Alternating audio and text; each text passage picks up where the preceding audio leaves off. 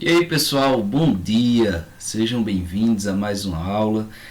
Uma boa semana a todos, né? Uma excelente semana de estudos, muita paz, muita luz. E vamos agora iniciar uma temática importantíssima, uma temática muito pertinente, muito recorrente nos vestibulares em geral, na nossa realidade, tanto na UPE como no Enem. É um tema muito importante, muito significativo e recorrente, que é a política na modernidade, né? E pensar esse tema, refletir sobre esse tema, conhecer um pouco sobre ele, nos leva não só a conhecer a política da modernidade, mas como as bases, né, as bases do edifício que foi construído nossa política hoje, né?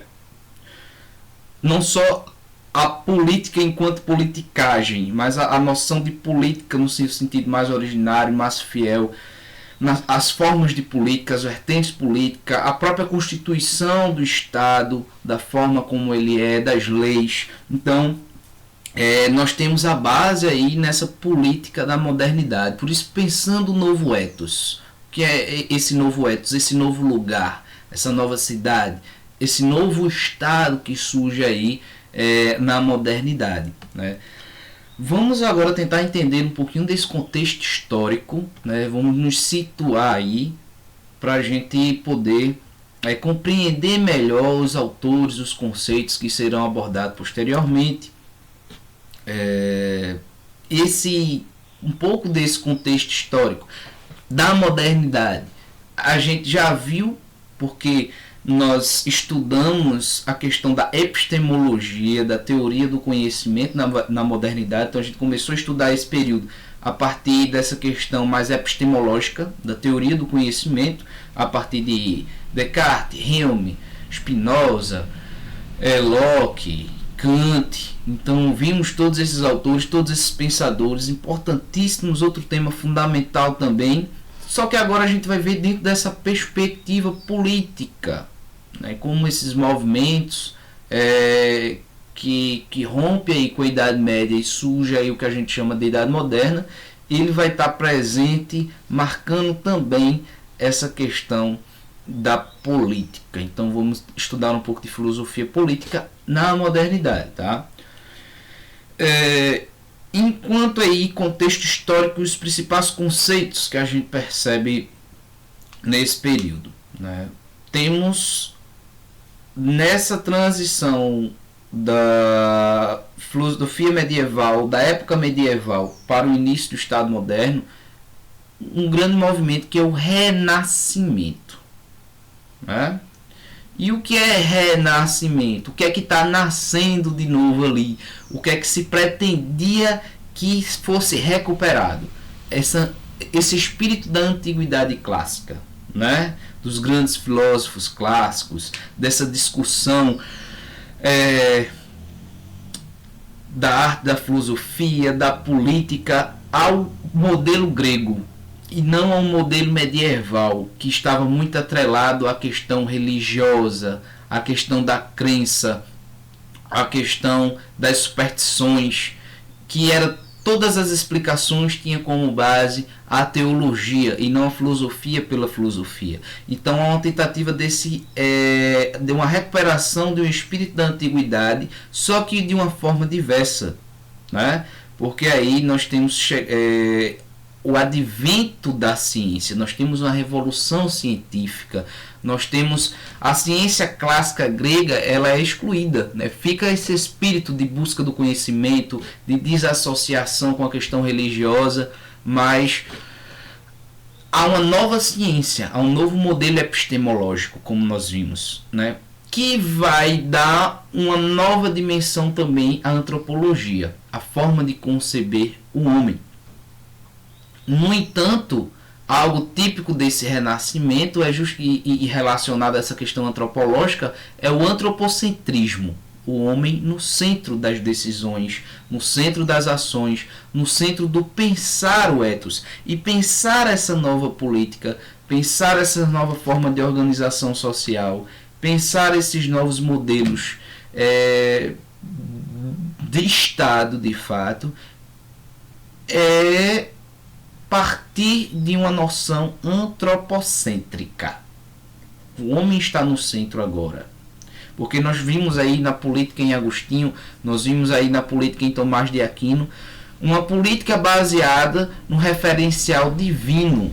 É um ideal político, a gente tem uma política idealista de como deveria ser a política, partindo dos preceitos, dos princípios de uma vontade divina. Né? E aqui nós temos nesse novo modelo não a política enquanto efetivação de uma lei divina, de uma realidade divina, mas temos aí uma política partindo do próprio princípio dos homens. Eles que vão elaborar agora as suas novas leis, os seus princípios, tentando aí recuperar um certo espírito grego. A gente vê muito presente nessa obra que está exposta aí, nessa imagem que não está aqui por acaso, mas é de um pintor que, se não me engano, é Rafael, que é um dos grandes artistas do Renascimento. O Renascimento que teve um movimento artístico incrível, né? Temos aí o Da Vinci, o Michelangelo, o Rafael, grandes personagens desse movimento na Renascença. E aí essa obra aí, né, de Atenas, com seus grandes filósofos, que representa muito esse espírito da Renascença, tá? Então nós temos aí na política uma desassociação tanto de ideias, mas também institucional, de igreja e Estado, que durante muitos tempos, não é só enquanto ideologia, enquanto ideia, mas na prática esteve muito entrelaçada. Durante um certo tempo a igreja tentou controlar o Estado, e durante um certo tempo o Estado queria controlar na igreja. Então havia uma intervenção muito forte de ambas essas realidades. E aí esse novo momento é um momento de ver que é necessário a separação igreja e Estado, né? A separação não é radical, total. Por quê? Porque a igreja ela se encontra no Estado, e esse Estado ele também tem valores religiosos. No entanto, o chefe de uma instituição e de outra não pode interferir, né?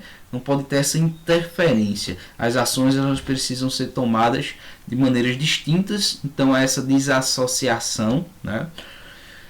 Há uma nova noção de Estado que vai se formando, né?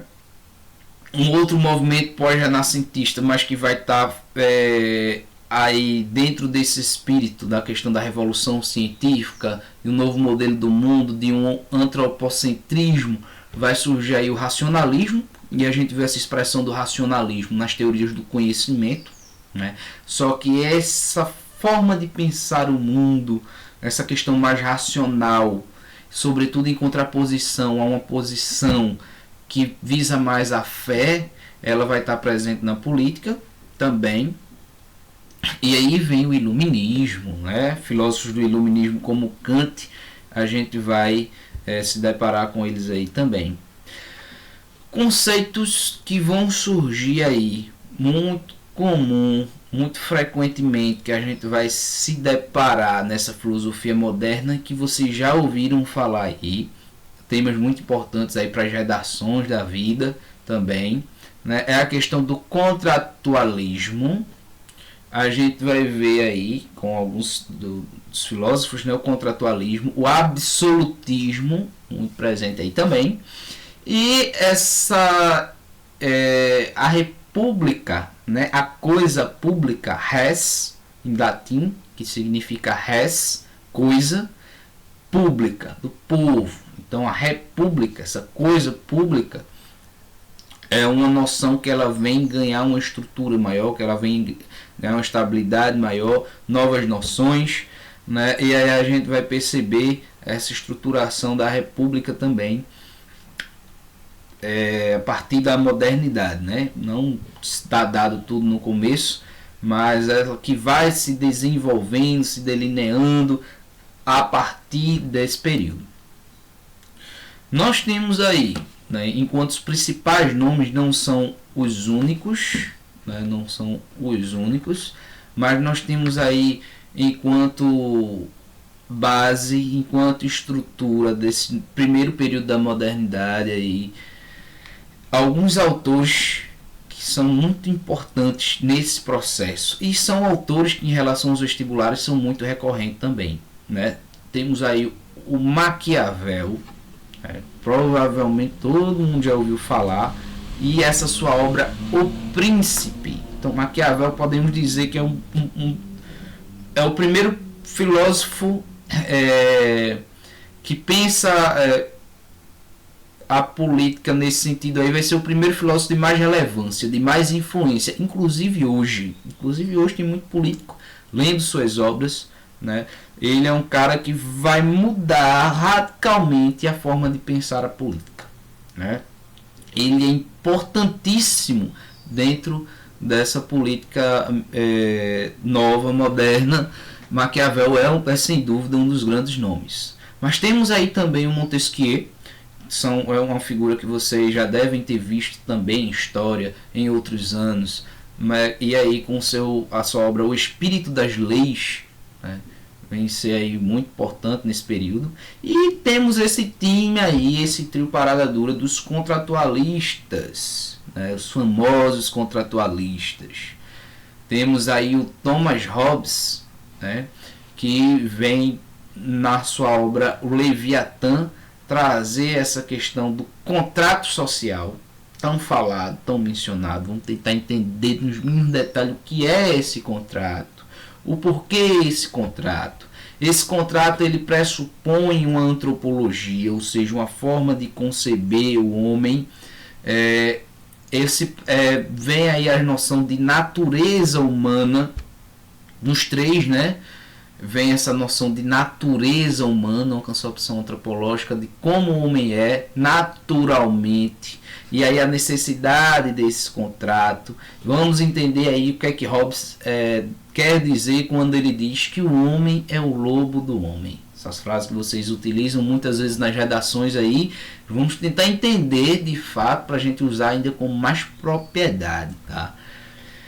Junto com compondo aí esse trio, junto com Hobbes, tem o Locke, que a gente já estudou um pouquinho enquanto uma teoria do conhecimento. A gente sabe que ele é um empirista, a gente já estudou um pouco do empirismo de Locke, mas eles com a sua obra aí, os dois tratados sobre o governo, ele vem também trazer noções sobre a política muito importante. É também um contratualista, né, que vai ser tido também como um dos iniciadores de uma certa ideia de liberalismo, não como a gente compreende hoje, mas aí um certo tipo de liberalismo, alguns dizem que já surge com Locke. E o último, Rousseau, que é importantíssimo para a política, também para a educação, e que está dentro, compondo aí esse time de contratualistas que são semelhantes em muitas coisas, mas muitas vezes divergem em partes fundamentais, né? Como, por exemplo, para Rousseau, o homem é naturalmente bom, enquanto para Hobbes, o homem é naturalmente mau. E aí, o que é que nós somos de fato? A partir daí, eles vão tirar premissas para a construção de suas filosofias políticas tão importantes, inclusive nos nossos dias atuais. Então, com isso, queremos fazer essa rápida introdução. Claro, eles não são os únicos, a gente vai ver num posterior momento da modernidade, a gente vai finalizar com Kant. Então a gente viu Kant enquanto também teoria do conhecimento, epistemologia, um autor muito complexo, muito denso. E aí a gente vai ver esse time aí agora, mas depois a gente vai finalizar especificamente com Kant trazendo suas noções éticas e políticas, sobretudo no que diz respeito ao conceito de imperativo categórico, que a gente vai avaliar, tá bom, galera? Então, é um vídeo mais introdutório, mas muito importante para a gente se situar. Qualquer dúvida, estou à disposição. Um abraço, e aí temos mais um vídeo aí, fica ligadinho.